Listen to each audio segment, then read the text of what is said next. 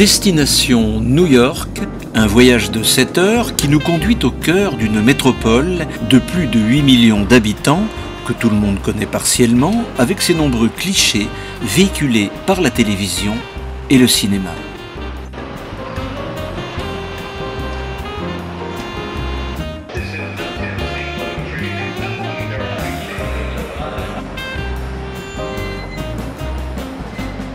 Je vous propose de découvrir des personnages qui vont nous parler de l'origine de New York, de son peuplement et de sa langue aux multiples accents qui déroutent parfois le visiteur. Direction tout d'abord Brooklyn après le passage obligé sur son fameux pont suspendu qui enjambe l'East River.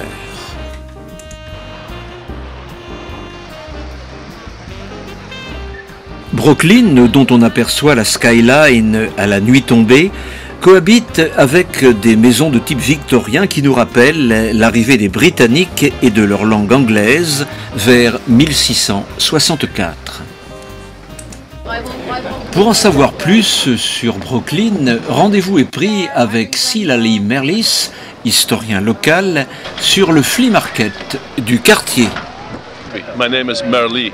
Yes. Silali, M-E-R-L-I-S, Yeah. Merlis. This is the Brooklyn Flea, and mes amis achetaient une table et vendent beaucoup de photographes vieux et quelques livres que j'ai écrits de l'histoire de Brooklyn et Clinton Hill avec beaucoup de photographes.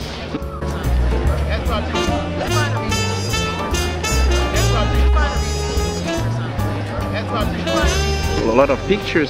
Oui, et écrivait en anglais l'histoire of this neighborhood. Pendant le XVIIe siècle, les Huguenots et gens de français et Holland, Netherlands viennent ici.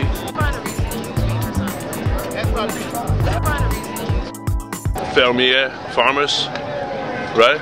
And they opened Ils up ont acheté leur terre. land, travaillent ici sur la terre. J'ai une carte ici des originales villes de Brooklyn. 1, 2, 3, 4, 5, 6, Bushwick. Et les hommes de France ici habitaient là-bas, près de Manhattan. De nombreux Français de France qu'on appelle les Huguenots, parce qu'ils avaient des problèmes en France avec l'Église. Et ça, c'est la seule carte de 1766 avec le mur des Wallons.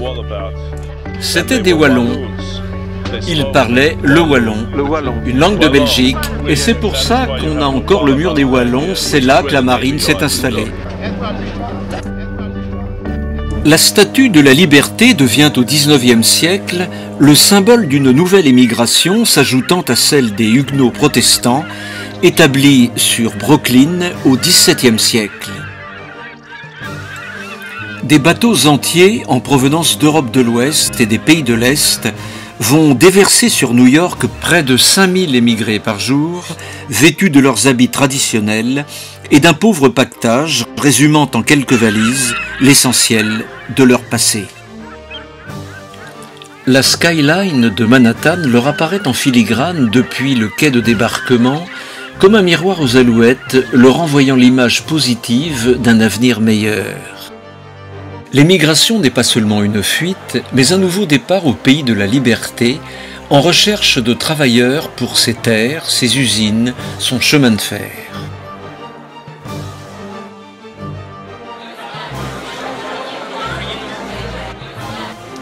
Un passage incontournable et terrifiant devant les médecins de Ellis Island leur permettra d'être déclarés bons pour le service avant de récupérer valises et enfants pour commencer leur aventure en terre promise.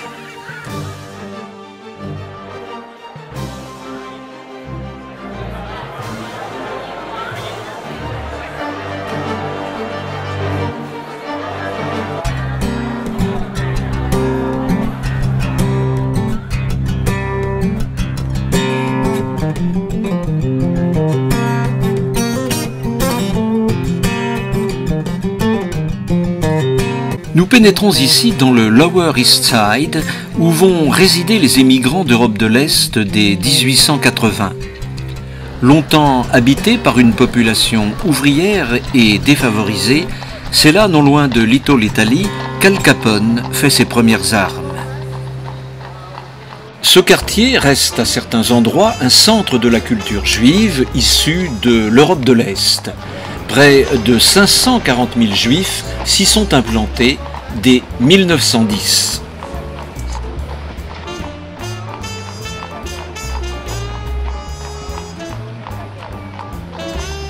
C'est là que nous allons retrouver Megan, guide touristique, qui va nous parler des conditions de vie des premiers émigrants d'Europe de l'Est. Les immeubles ont 6 étages de haut et à peu près 10 mètres de large. Chaque appartement fait 30 mètres carrés et généralement surpeuplé. Environ 6 à 12 personnes à la fois devaient se partager l'appartement. Vous aviez beaucoup de gens entassés les uns sur les autres, avec un manque d'humanité, un manque de toilettes, un manque d'eau courante, un manque de chauffage. Les gens venaient de l'Europe de l'Ouest, de l'Europe de l'Est. Combien de groupes ethniques vivaient ici ensemble? Ça dépendait vraiment du groupe ethnique dont on parle. Entre 1880 et 1930, durant cette période, il y avait majoritairement une immigration juive de toutes sortes de pays. De très nombreuses langues étaient parlées. La plupart des gens parlaient le yiddish et beaucoup de langues d'Europe de l'Est. C'était parlé quartier par quartier. Vous aviez le bloc polonais, le bloc arménien par exemple.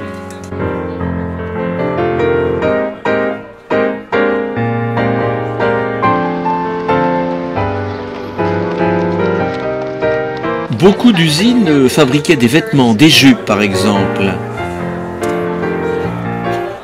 Si vous vous déplacez vers Little Italy, les gens faisaient de la cueillette de fleurs. De nos jours, New York compte à peu près 30 à 35% d'émigrés d'une récente émigration. Des petits boulots, notamment dans la construction, toutes sortes de choses comme ça, ils sont très largement intégrés dans la ville.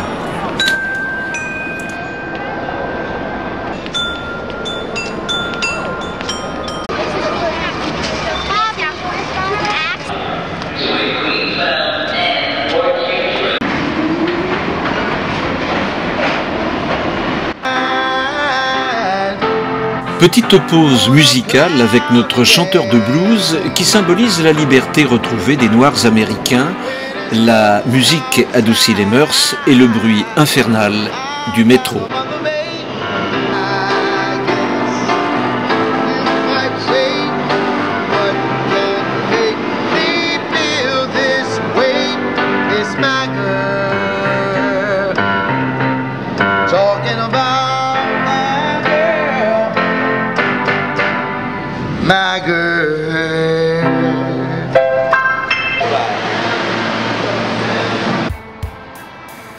Avec toute cette émigration, en provenance majoritairement de l'Europe de l'Est, la pratique de la langue anglaise des premiers arrivants britanniques va subir des modifications phonétiques dues aux parlers locaux des nouveaux habitants.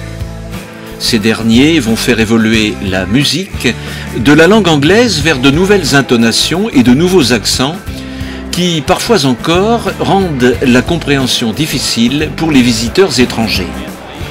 Je profite d'un passage au Flea Market de Williamsburg pour questionner 2 commerçants sur les fameux accents de New York.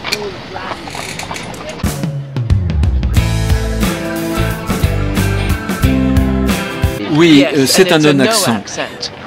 Je pense qu'à Manhattan, il n'y a pas d'accent. Je pense qu'à Brooklyn, il y a un accent. Bronx a son accent. Staten Island a un accent un peu différent. Queens, un peu d'accent comme celui de Staten Island. Et à Manhattan, généralement, pas d'accent. Y a-t-il un accent spécifique à New York? Ils disent que j'ai l'accent du Queens. Je ne sais pas si j'en ai beaucoup. Sur certaines intonations, sur certains sons, oui. C'est l'accent du Queens, c'est typique. Notamment sur le mot Queens, la façon de prononcer le mot Queens, c'est vraiment typique de notre quartier. Pensez-vous que l'accent du Queens s'apparente à l'accent de Londres? Je ne le sais pas suffisamment pour réellement vous le dire. C'est possible pour l'accent de Brooklyn. Je pense que par ici, l'accent est moins marqué aujourd'hui qu'à l'époque où j'étais enfant. Les gens d'aujourd'hui ont-ils une prononciation différente de celle de vos parents et grands-parents? Je pense que c'est moins localisé, c'est plus universel aujourd'hui. C'est assez difficile de faire la différence, difficile à distinguer. Les accents étaient marqués à l'époque de ma mère. L'accent de Brooklyn, par exemple, était à couper au couteau. Maintenant, Brooklyn est constitué de gens de tous les pays. Ça continue encore. Vous avez tellement de communautés à New York que vous avez des accents très marqués, très typés. Vous avez le Jackson's Heights, c'est la plus grande diversité ethnique du monde entier, le fameux Jackson's Heights Queens.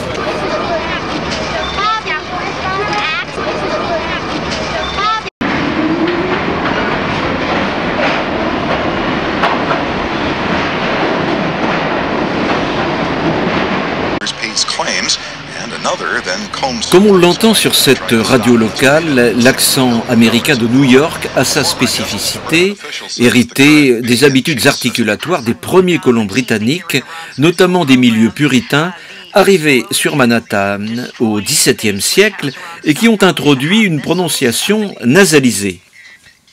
Not leaving her hotel only to film, but back to Zolciak, all of the Atlanta housewives were there, except for Needy. L'accent américain de New York est celui de la radio, de la télévision et du cinéma, et a tendance à s'imposer médiatiquement sur l'anglais d'Angleterre. Mais qu'en pense notre cocher irlandais de Central Park, qui est installé à New York depuis sa prime jeunesse? Vous êtes irlandais? Oui, de Dublin. Pensez-vous qu'il y a un accent différent entre celui des États-Unis et celui de New York? Ah oui, ils ont leur propre style d'accent. Mes enfants sont nés en Amérique, nés à New York. Ils ont un accent distinctif d'ici. L'accent d'ici est comme celui qu'on trouve un peu dans les films. C'est très coloré finalement. Mon accent est le même que celui que j'avais quand j'ai quitté Dublin. Je ne pense pas vraiment qu'il y ait un mélange d'accent irlandais avec l'accent de New York. Je pense que l'accent italien à New York est plus marqué finalement.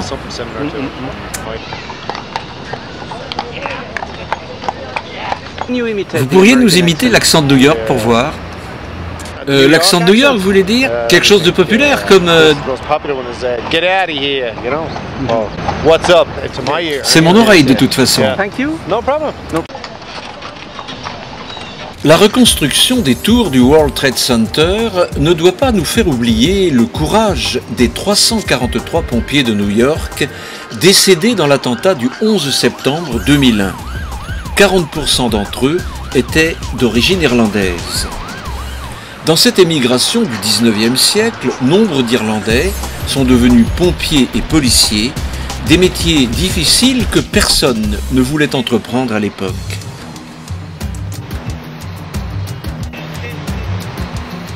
À 2 pas du chantier de reconstruction des tours jumelles du World Trade Center de New York, le cimetière de Trinity Churchyard, ouvert en 1697, rappelle la présence de colons français qui ont participé à la naissance de la ville. Ce cimetière, situé à l'intersection de Broadway et de Wall Street, juste en face les tours jumelles du World Trade Center, a failli disparaître sous les gravats lors de l'attentat du 11 septembre 2001.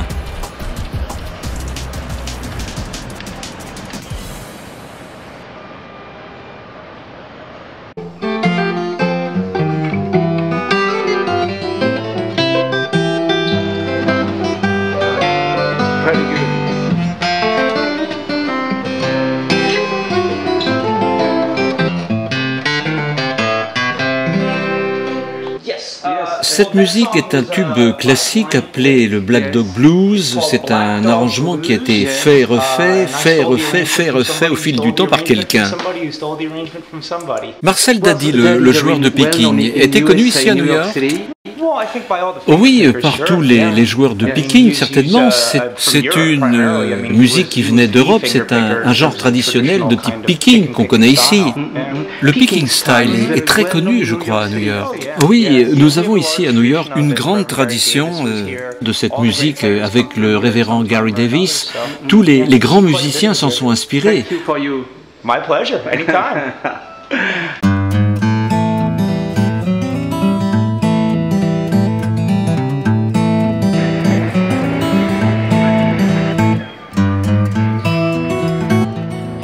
En regardant avec admiration les gratte-ciel de Manhattan s'illuminer dès la nuit tombante, on imagine mal le New York des taudis qui a dû éponger au XIXe siècle la misère humaine de millions d'émigrants européens à la recherche d'un ailleurs meilleur et dont l'intégration au fil des siècles a fait de ce village vertical la vitrine du monde occidental.